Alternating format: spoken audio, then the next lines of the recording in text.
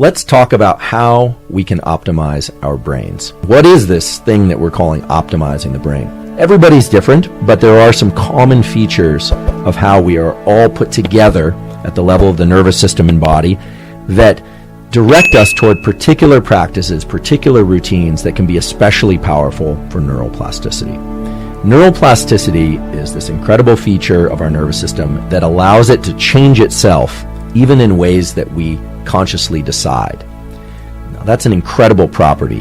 There are a certain number of people that are pretty good where they're at and they don't want to change, and that's terrific, and I tip my hat to them, and I think that's wonderful. If ever they decide that they want to leverage these plasticity mechanisms, they can at any stage throughout the lifespan. The goal is to figure out how to access plasticity and then to direct that plasticity toward particular goals or changes that you would like to achieve. The trigger for plasticity and learning occurs during high focus, high alertness states. We have this system of neurons in our brain and body that's just incredible that wake us up and make us alert. And when we're not accessing that system well, we cannot access plasticity. We cannot optimize our brain. Your sleep and your wakefulness are the product of kind of the average of a number of different behaviors. That the period that we call sleep and the period we call wakefulness are tethered to one another. What we do in the waking state determines when we fall asleep, how quickly we fall asleep, whether or not we stay asleep, and how we feel when we wake up the next day. There are a few other things that turn out to be strong parameters for success in this domain. Positive anticipation about the next day events actually is a powerful metric for creating quality sleep, even if the sleep is very reduced. But in sleep, we are only in relation to things that are happening within our brain and body. Outside sensory experience, in most cases, can't really impact us. And yet sleep is this tremendously important period of life because it resets our ability to be focused, alert, and emotionally stable in the wakeful period. So neuroplasticity will allow me to optimize my wakefulness, but I have to do something in order to access it. In its optimal range, adrenaline really provides a heightened sense of focus and the ability to encode, meaning bring in and retain, remember information. If we cannot sleep well and we can't rest well, we will not access plasticity and rewire our brain because that's when the actual configuration between the connections occurs. It's simply a matter of plugging the correct elements into the correct boxes. Here's a more or less a rule about how the brain functions vis-a-vis focus, learning, and creativity. Most people tend to wake up sometime around when the sun rises. Maybe not right at sunrise, but within an hour or two or maybe 3 of sunrise. Mid-morning is when many people tend to achieve their peak in alertness and focus. Generally, states of high alertness, when we're very, very alert, are great for strategy implementation. When we already know how to do something, you already have the strategy and you just want to implement the strategy. Sometimes the hardest and most critical tasks are tasks that require creativity. Creativity and tasks related to it oftentimes come to us best, or the brain is best at achieving those, when we're in states of calm or even slightly drowsy. The brain is going through these 90-minute so-called ultradian cycles throughout the entire day and night. Every 90 minutes we shift over from being very alert to being less alert and then back to alert again. So the goal is to get into what I call the tunnel, to really get into a tunnel of quality work. Because as you all know, the moment you sit down to do some serious work and you flip off the internet, all of a sudden it's as if the phone has a voice. It starts calling you. It's almost as if the restroom has a voice. But we all are familiar with the fact that if we are focused on something, that all that just kind of melts away. I'm creating this space. I'm funneling my brain into a state rather than allowing whatever events and contexts on social media and elsewhere might be occurring in the world that would yank me out of what for me is my purpose. The brain loves that state, but it's very hard for many of us to access. So that means no checking the markets, no checking social media, no checking the news, no checking email, none of that.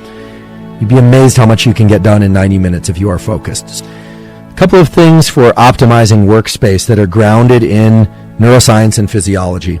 Try and position your screen or your tablet, whatever device you happen to be working on, at least at eye level, and ideally slightly higher. If you think about it, most people are not doing this. Most people are looking down at their computer or tablet, and when our eyes are directed upward, it creates a state of heightened alertness. And this has a relationship to the brainstem neurons that create alertness and their control over the muscles of the eye and, believe it or not, the eyelids. So body posture and whether or not you're upright or reclining will impact your levels of alertness in the predictable ways. You will be amazed at the tremendous number of positive effects that can come from that. Almost everybody experiences some sort of dip in energy in the late afternoon, or what would correlate to their temperature peak. And that's a good time of day to get either a 90-minute or less nap.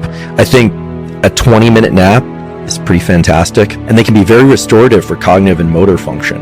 Attention is something that is absolutely under your control, in particular when you're rested. And that's because your nervous system basically wired up to be able to do most things easily without much metabolic demand, without consuming much energy. But the moment you try and do something very specific, you're going to feel a sort of mental friction.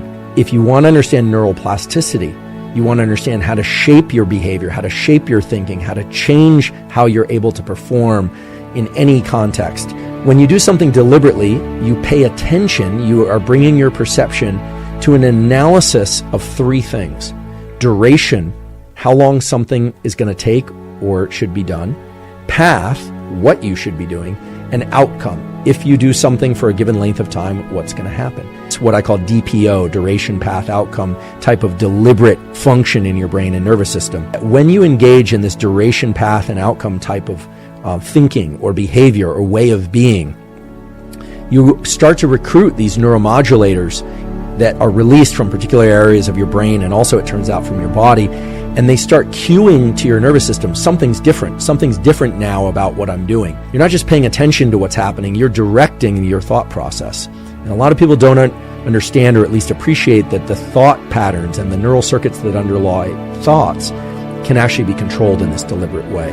Brain areas involved in attention, brain areas involved in focus and cognition and memory, those are engaged to a greater degree when there's low levels of white noise playing in the background.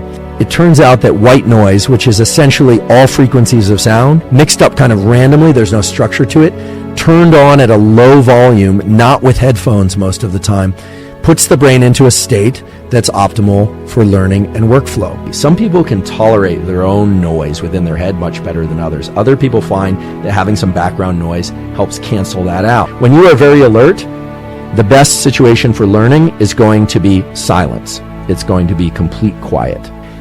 Eliminating background noise and really just trying to get silence is going to be best for learning and for implementation of things we already know how to do, for any kind of focused linear task. So as a rule of thumb, if you're feeling too keyed up, then silence and quiet is going to be helpful. Some people are just naturally more calm. They're pretty mellow. They're kind of clear, calm, and focused all of the time. And those people actually are going to be less flappable. They're not going to be yanked around by background noise, or they're not going to be around, bothered from their learning or from their studying by a clanging of a pot from somebody in the kitchen. Some people are just more go, go, go, go, go. It's just the way that we're wired. And so you have to know where you are and what particular goals you're trying to pursue.